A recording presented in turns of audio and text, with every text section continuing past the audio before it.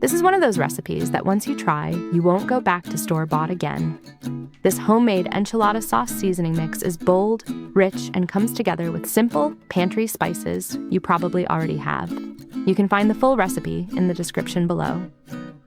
Let's begin with 2 tablespoons of chili powder and 1 tablespoon of paprika to build that bold, smoky base. Then add 1 tablespoon of cornstarch and 2 teaspoons of cumin powder for thickness and that warm, earthy depth. Next, go in with 1 teaspoon of garlic powder and 1 teaspoon of onion powder to layer in that savory flavor. Now add 1 teaspoon of salt, along with half a teaspoon of ground black pepper to bring everything into balance. For a subtle herby note, mix in half a teaspoon of dried oregano, along with half a teaspoon of sugar to round out the flavors.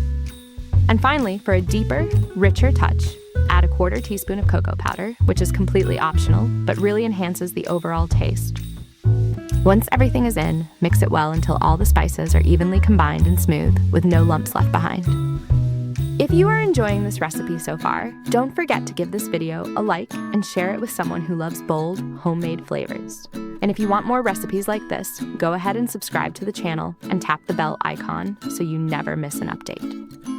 And that is your homemade enchilada sauce seasoning mix ready to go.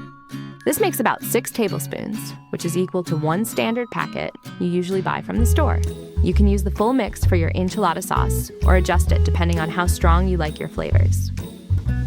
Store any leftover seasoning in an airtight jar and keep it in a cool, dry place. It will stay fresh and flavorful for up to 6 months. Give this a try and see how much of a difference it makes in your cooking. Thanks for watching, and I will see you again soon with another delicious recipe, where we keep bringing you flavors made simple.